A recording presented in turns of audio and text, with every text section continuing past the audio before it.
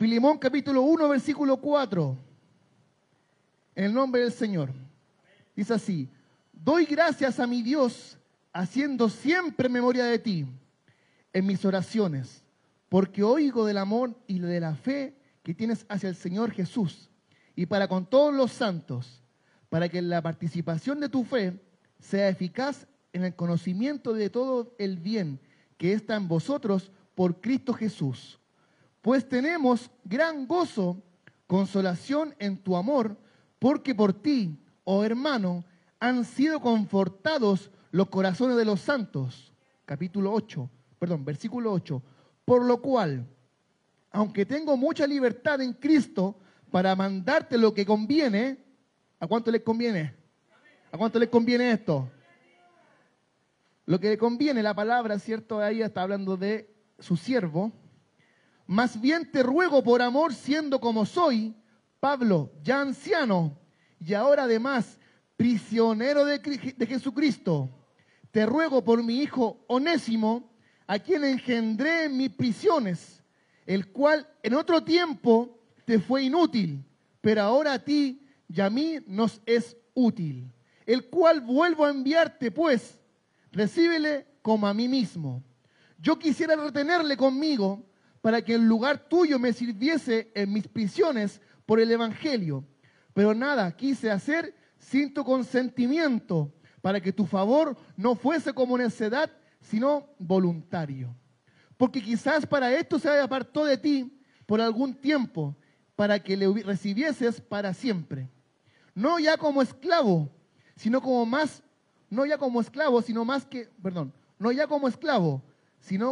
que esclavo, como un hermano amado, mayormente para mí, pero cuanto más para ti, tanto en la carne como en el Señor. Así que, si me tienes por compañero, y recíbele como a mí mismo, y si en algo te dañó o te debe, ponlo a mi cuenta. Yo, Pablo, lo escribo de mi mano, yo lo pagaré. Por no decirte que aún tú mismo te me debes también. Sí, hermano, tenga yo algún provecho de ti en el Señor, conforta mi corazón en el Señor. Te he escrito confiando en tu obediencia, sabiendo que harás aún más de lo que te digo. Amén. Cierre sus ojitos y oremos al Señor. Amado Dios y buen Padre Celestial, vamos delante de tu presencia, Señor Jesús, un pueblo que te alaba, un pueblo que te bendice, Señor Jesús, un pueblo que te honra con su alabanza, un pueblo que te honra con su caminar. Queremos, bendito Padre Celestial, en esta tarde escuchar tu palabra, bendito Padre. Queremos escuchar, bendito Padre, el consejo sabio de tu palabra, lo que tú el día de hoy tienes preparado para nuestra vida, para nuestro caminar, para nuestra alma. Que es alimento para es alimento para nuestra alma, para nuestro corazón, es instrucción, amado Dios, en la cual debemos permanecer firmes en la fe, en la cual debemos permanecer firmes en tus caminos, bendito Padre Celestial. Unge mi boca, unge mis labios, bendito Padre Celestial, para no hablar palabra humana, sino que hablar palabra basada en tu palabra, mediante tu Espíritu Santo, bendito Padre. En estos momentos dejo de ser yo y quiero que tu Espíritu Santo, bendito Padre Celestial, habite en este lugar. Quiero que tu Espíritu Santo hable a nuestro oído, a nuestra mente, bendito Padre. Yo no he venido a escuchar palabra humana, mis hermanos tampoco, bendito Padre. Hemos venido a escuchar tu santa palabra, guiada por ti, Señor Jesús. Abre nuestra mente, abre nuestro corazón y nuestro amado Dios, prepara nuestros oídos espirituales para poder escuchar tu palabra y más adelante ponerla por obra. Bendito Padre, te agradecemos todo esto en el nombre del Padre, Hijo y Espíritu Santo. Amén y amén. Demos gracias al Señor.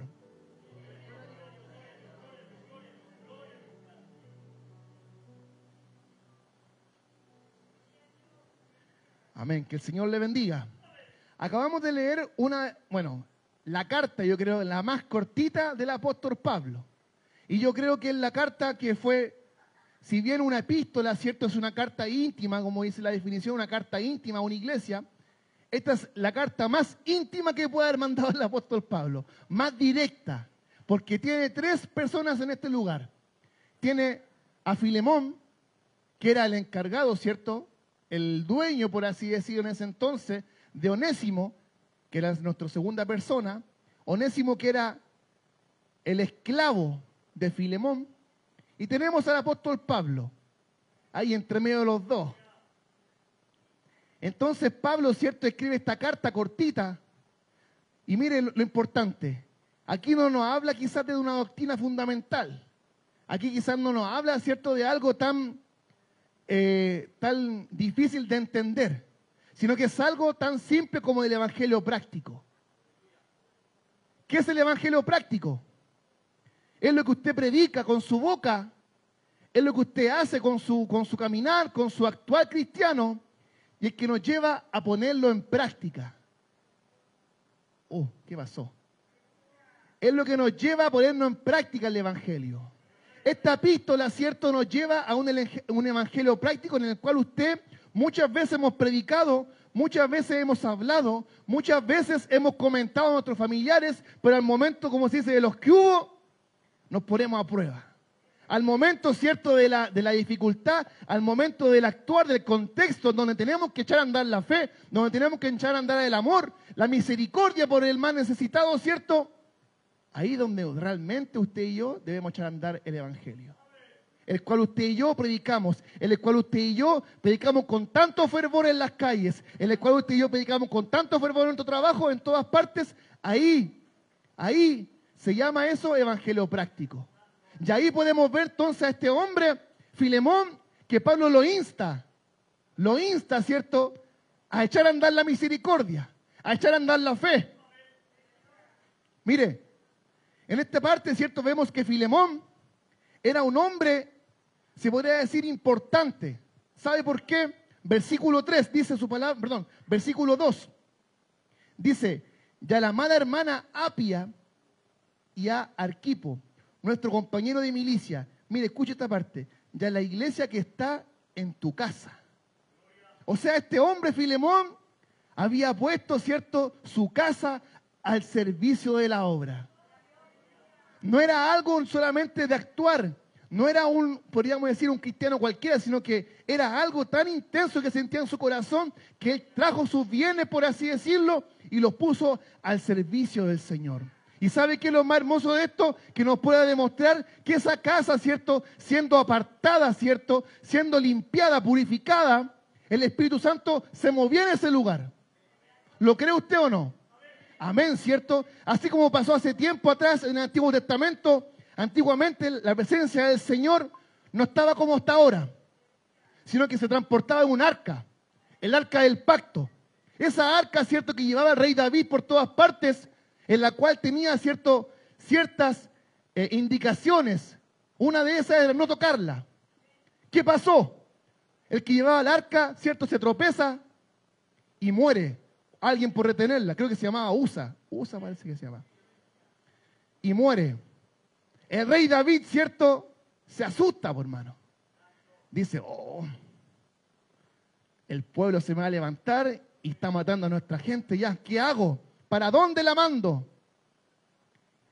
Sale uno atrás, a un amigo que siempre tiene, usted conoce siempre a alguien, a un cristiano, ¿cierto?, que tiene amigos incircuncisos, por así decirlo. Yo conozco a uno que vive en Gat, uno galileo. Y si usted lo piensa, ¿cierto?, vivía en el mismo pueblo de Goliat. Goliat también era de Gat. Entonces era un pueblo de los fariseos. Yo conozco a uno que al podemos llevar al arca, quizás pensando de que si va a matar a alguien, que no mate a uno de nosotros, que mata a uno un fariseo. Entonces la manda, un filisteo. Y la manda para allá. Ya, llevémosla para allá, dice. Aquí quiero llegar con esto. Su palabra dice que el arca del pacto llegó a la casa de Obed-edom. Un hombre, ¿cierto?, un filisteo que quizás, yo me imagino que llegó al arca del pacto y tenía la virgencita de Lourdes aquí arriba. Tenía ¿cómo se puede decir? El cenicero, ¿cierto?, ahí. Había el refrigerador lleno de cerveza. Y mire, lo importante de esto es que el Espíritu Santo en ese lugar se movió y fue bendito ese hombre. Fue bendecido ese hombre. Pero ¿sabe qué hay detrás de eso? Que el Espíritu Santo no se mueve en un lugar sucio.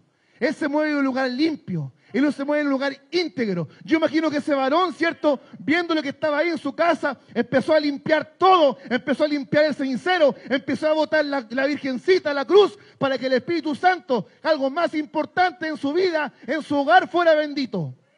Este hombre, ¿cierto? Prestó el servicio de la obra, ¿cierto? Su iglesia. Y el Espíritu Santo se movía ahí. Por eso ese lugar era santo, era apartado, ¿cierto? Entonces, este hombre, como podemos ver, no era cualquier persona, sino que era un hombre entregado al servicio del Señor.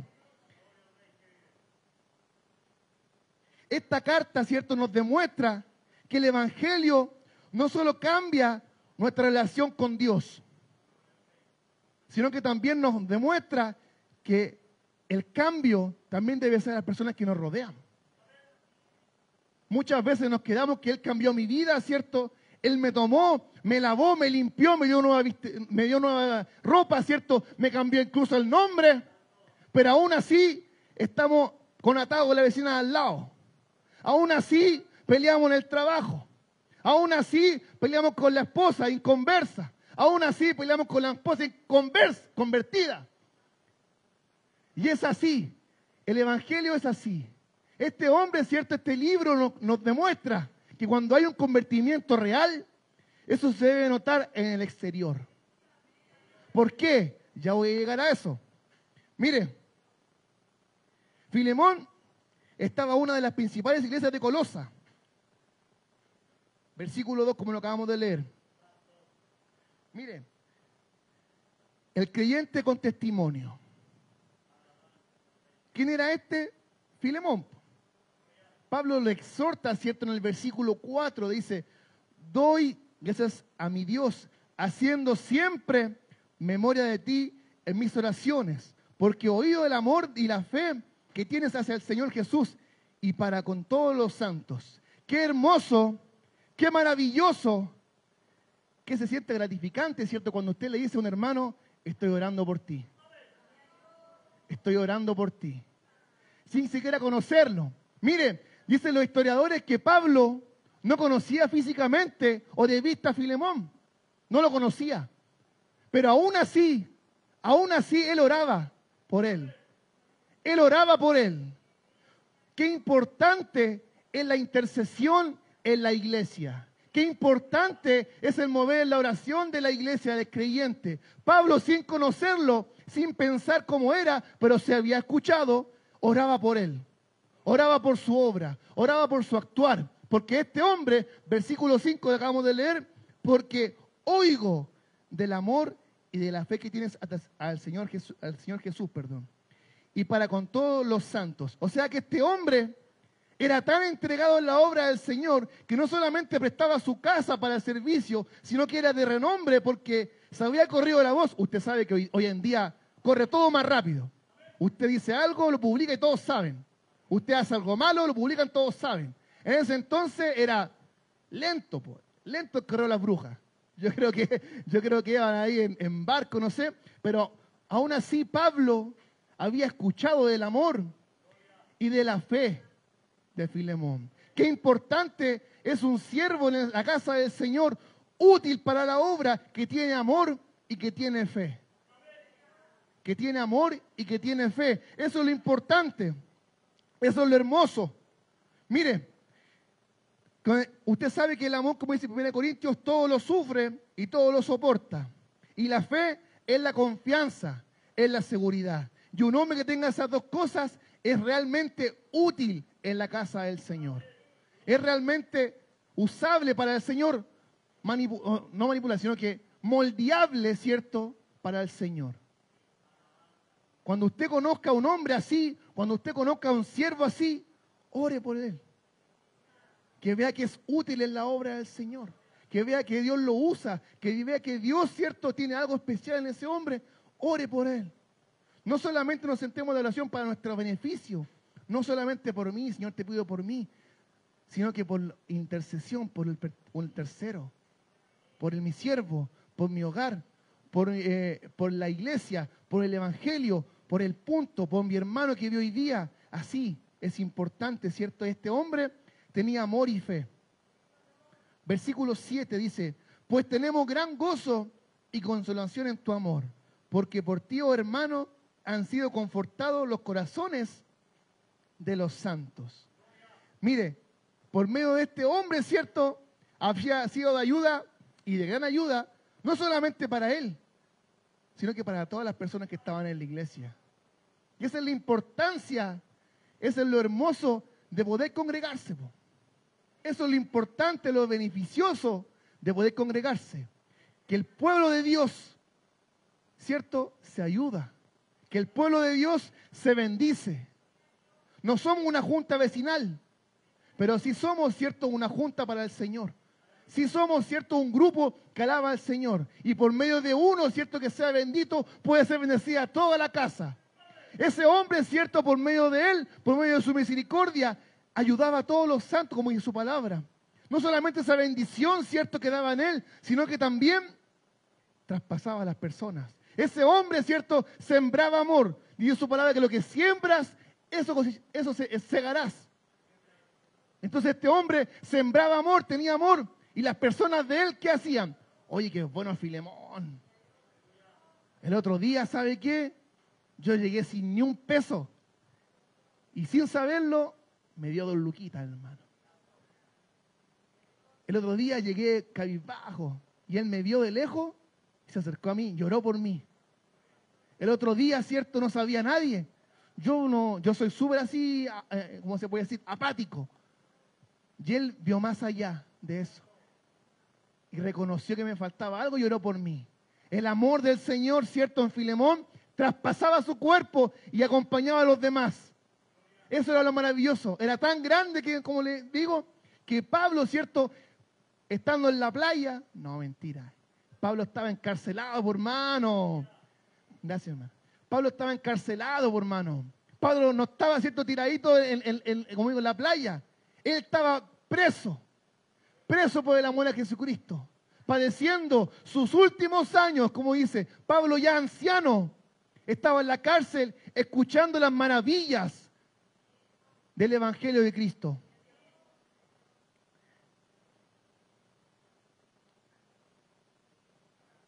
Amén.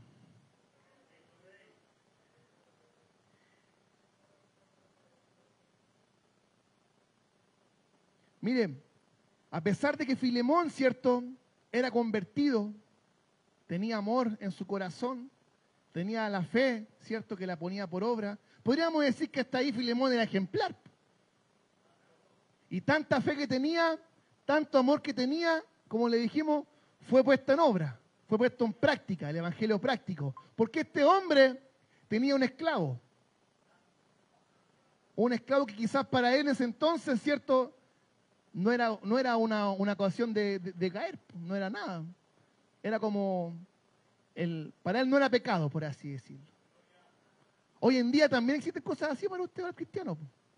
Cosas que usted cree que son normales, pero después se da cuenta, ¿cierto?, cuando lee la Biblia, cuando se escudriña, cuando se instruye, oye, esto estaba mal. ¿Cuántos años haciendo esto y estaba mal? Filemón tenía un esclavo. Y si bien Pablo, ¿cierto?, no es, ¿cierto?, explícito en decir, oye, en la esclavitud hay que abolirla. No, sino que le instruye mediante la palabra del Señor. Con amor, con misericordia. Como así debe ser la corrección, si a quién le gusta que lo corrijan. Mire, el Evangelio cambia vidas. De aquí entramos al siervito ahí, yo creo que el siervito principal, Onésimo. Versículo 10. Te ruego por mi hijo Onésimo, a quien engendré en mis prisiones. Cuando un hombre, cierto, conoce al Señor, hay un antes y un después. Hay un antes y un después. Dice su palabra que las cosas viejas pasaron, he aquí, son todas, ¿cierto? No son algunas, son todas hechas nuevas. Y aquí es donde Pablo empieza como a decir a Filemón, oye, mira, primero, como se dice, primero lo partió, ¿cierto?, agrandándolo, oye, he oído que eres amoroso, que eres bueno en la fe. Pero, aquí te viene la respuesta. Para esto, era sabio las palabras de Pablo, hermano. Era sabio, no era duro, era sabio. Mire, le dice, versículo 10, te ruego por mi hijo Onésimo, a quien engendré en mis prisiones. ¿Saben lo que usted engendrar, cierto? Es como criar de pequeño. ¿Cierto? Es como la mujer, ¿cierto? Que da a luz desde niñito, chiquitito, ¿cierto? Da a luz y lo crece, lo enseña a caminar, a hablar, ¿cierto? Quizás cuánto tiempo llevaba Pablo con ese hombre ahí en prisión. ¿Cuánto tiempo pasó, cierto? Desde que llegó la carta, todo el tema. Y así Pablo dice, yo lo engendré en prisión. Yo le enseñé la doctrina. Yo le enseñé el evangelio. Yo le enseñé la palabra. Y me demostró, ¿cierto? Me demostró que este hombre, Dios lo cambió. Me demostró que este hombre es nueva criatura. Antes, ¿cierto? Onésimo era esclavo del pecado. Como éramos usted y yo antes que llegara el evangelio. Antes de aceptar a Cristo, usted y yo éramos esclavos del pecado. Estábamos presos. No podíamos arrancar. Era algo que usted se levantaba así y no podía levantar las manos. Era algo que usted caminaba, ¿cierto? Y arrastraba grilletes. Era algo en el cual solamente Jehová Dios, solamente Cristo tenía la llave para abrir esos grilletes. Solamente Él tenía la puerta de salida para su bendición. La limpieza espiritual. Es entonces, Onésimo, ¿cierto? Era esclavo del pecado. Era esclavo del pecado, pero más tarde era esclavo de Jesucristo. Eso es lo importante. Como decía Pablo, yo en una de sus cartas, yo Pablo, esclavo de Jesucristo. Lo había convertido, ¿cierto? En un esclavo, ¿cierto? Del mejor patrón, por así decirlo. Del Señor Jesucristo. No es casualidad, ¿cierto? Que este varón se haya escapado y su palabra que él escapó, haya caído a la cárcel y se haya encontrado por Pablo. ¿O usted cree en las casualidades? No, ¿cierto? Creemos en la voluntad del Señor. Era voluntad del Señor que ese hombre escapara, ¿cierto? Y llegara a la cárcel por un propósito, una bendición mayor para su vida, que era encontrar al Señor Jesucristo en su caminar. Onésimo, ¿cierto? El versículo 11. El cual en otro tiempo te fue inútil, pero ahora a ti y a mí nos es útil. Qué contradictorio, ¿cierto? Pensar que un esclavo te puede ser inútil, siendo que Onésimo significaba provechoso. Significaba, ¿cierto? Por aquí la nota se me fue. Provechoso. Entonces, él aún así, siendo esclavo, con su nombre que significaba provechoso, era inútil. Era inútil. Así era usted y yo. Así éramos nosotros sin encontrar a Jesucristo de Nazaret. Éramos inútiles.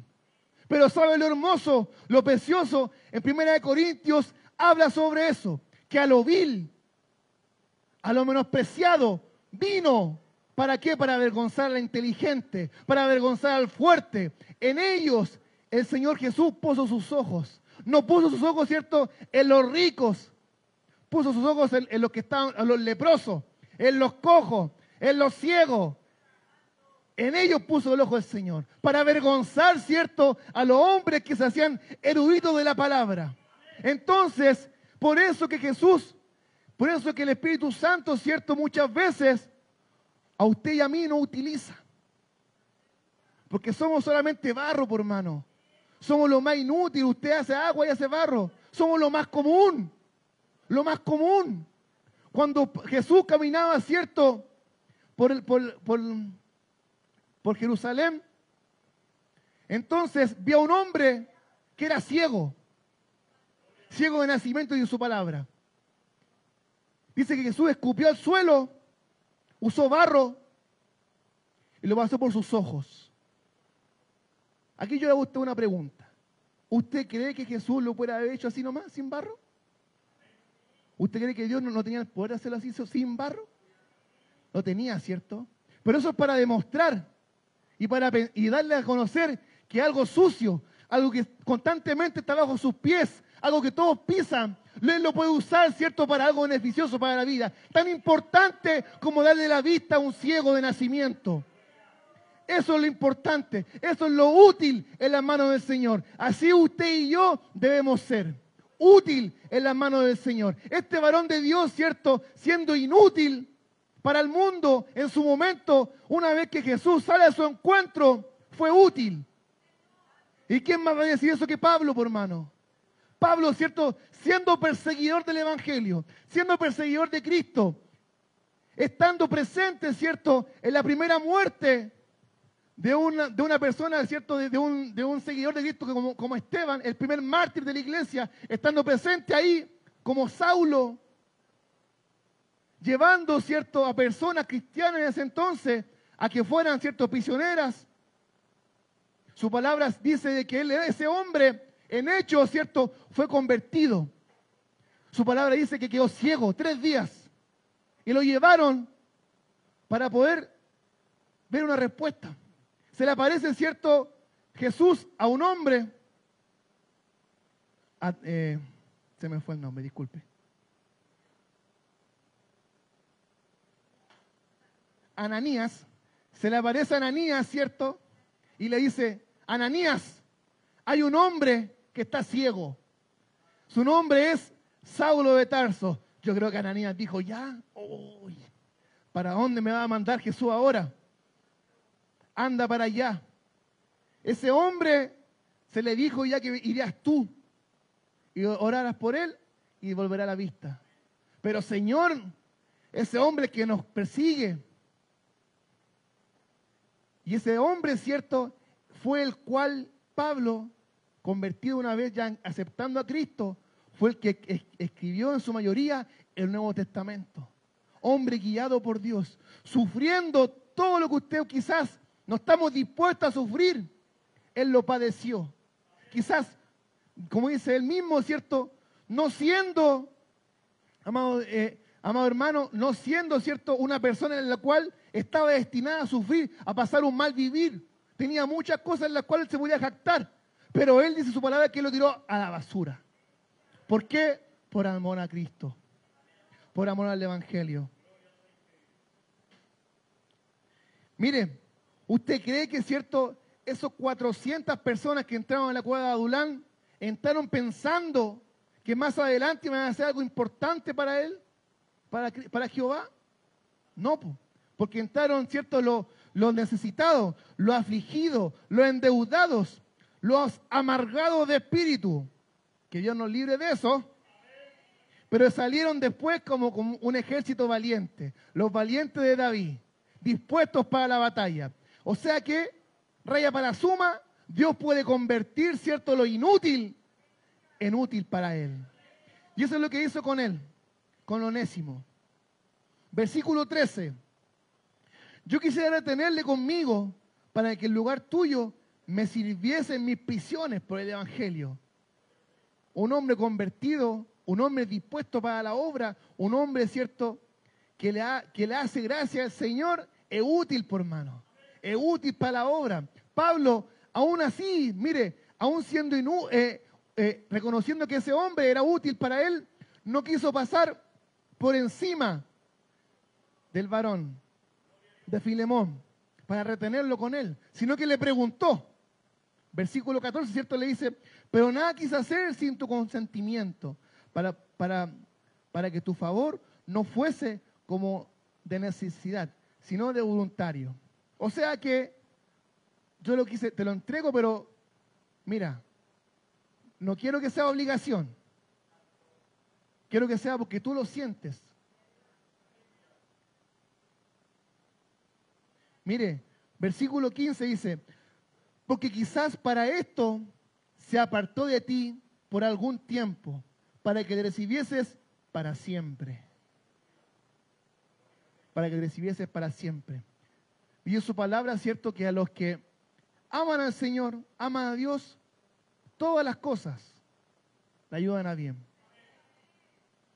Dios sabía desde un principio que ese varoncito que estaba escapando, ¿cierto? Que quizás robó algo, porque Dios supone que robó, tomó algo, y lo querían de vuelta. Lo querían de vuelta no para felicitarlo, por hermano. A ese siervo quizás se volvía, lo iban a amarrar, lo iban a golpear, porque así era la ley antigua.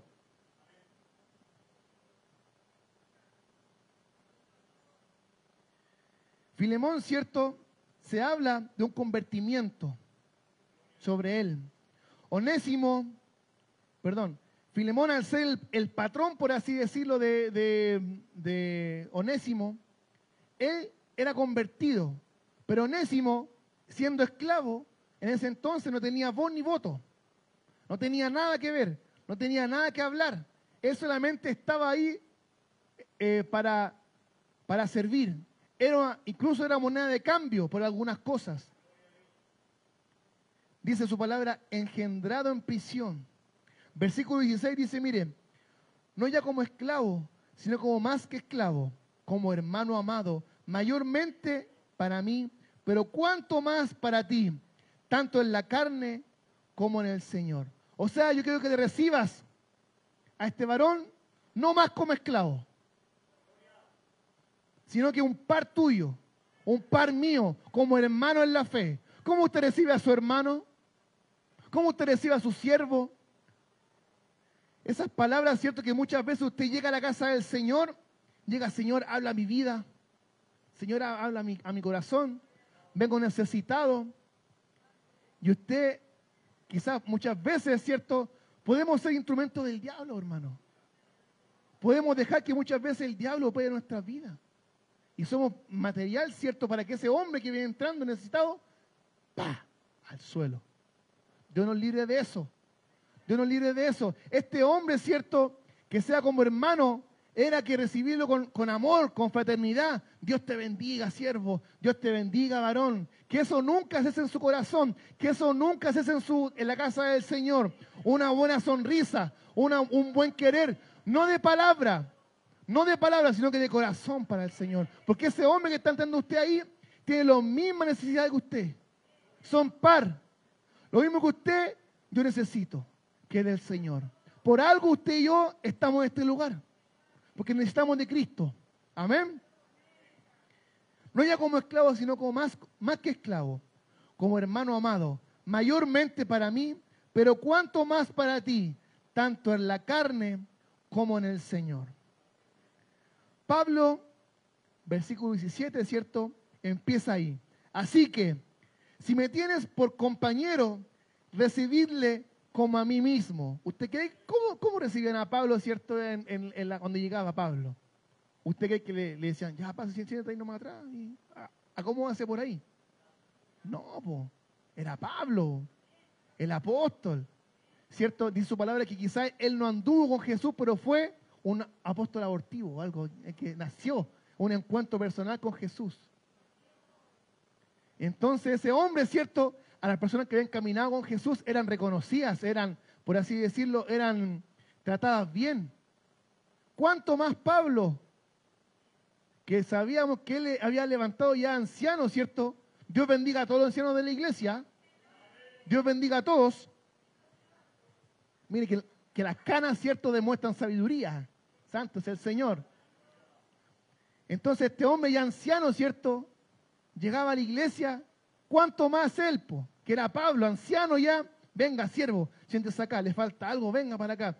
Asimismo, hermano, le pedía a Filemón que recibiera a Onésimo, para que echara a andar la fe, para que echara a andar el amor, que tanto se jactaban, ¿cierto?, tanto decían de él.